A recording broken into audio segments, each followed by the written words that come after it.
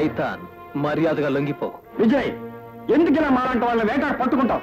మీలాంటి హంతకుల బారి నుండి అమాయక ప్రజల ప్రాణాలు కాపాడడానికి. రేయ్, నా పేరే సైతాన్. అంటే ఆ జీసస్ నే ఒక ఆట ఆడించిన వాణ్ణిరా. నువ్వు ఒక లెక్క.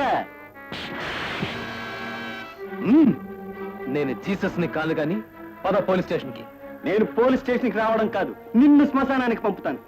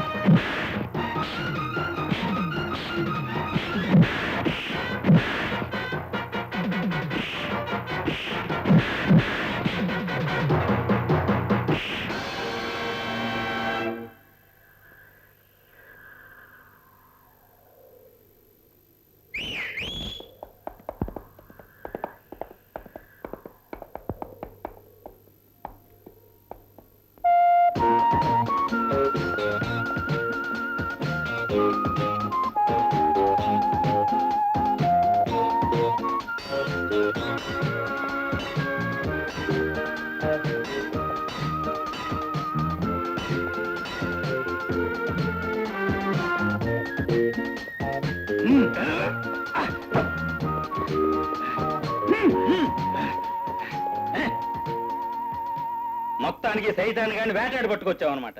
పట్టుకోవడం కాదు సార్, పేద ప్రజల్ని కాపాడాలంటే ఇలాంటి హంతకుల్ని నామరూపాలు లేకుండా చేయాలి. మిస్టర్ విజయ్, ఈ సైతాన్ గారి శవానికి ప్రభుత్వం ప్రకటించిన బహుమతి ఎంతో తెలుసా? 10,000 వరహాలు. Congratulations. By the way mister Vijay, నీకు మరో 2 హంతకుల ఫోటోలు ఇస్తున్నాను.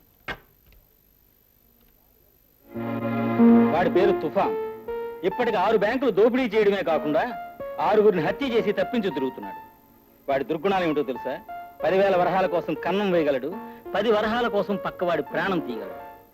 వాడిని శవంగా గాని సజీవంగా గాని పట్టుకొచ్చిన వారికి 10,000 వరహాల బహుమతి ప్రకటించింది ప్రభుత్వం. ఇక రెండో వాడి పేరు భైరవుడు. ఎక్కడో కొండల్లో ఉంటాడు. మెరుపులా ఏ పల్లి మీదో దాడి చేసి అందరినీ శవాల గుట్టగా మార్చిపోతాడు. డబ్బు కోసం పచ్చి నెత్తురు తాగే కిరాతకుడు వాడు.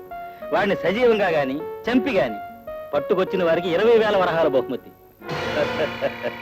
ఏంటి, ఈ భైరవుణ్ణి పట్టుకున్న వాడికి 20,000 వరహాలు బహుమత? అవుందోరా, మీ బొమ్మ ఓళ్ళలో గోడల మీద అంటించారు. భయంకరమైన ఈ భైరవుణ్ణి పట్టుకోవడానికి ఆ భగవంతుడు ఇంకా ఎవరిని పుట్టించలేదురా. దొరా, ఈ రోజు రామాపురంలో సంత. ఓడి సంతను కొడితే ఏమొస్తుందిరా? ఎంత లేదన్నా ఒక 10,000 వరహాలు రాలొచ్చు. 10,000 అయితే మనం మందుకే చాలదు కదరా. వెళ్దాం దొరా. సరే, మన చేతులు దురదైనా వదిలినట్టుంటుంది. పదండి.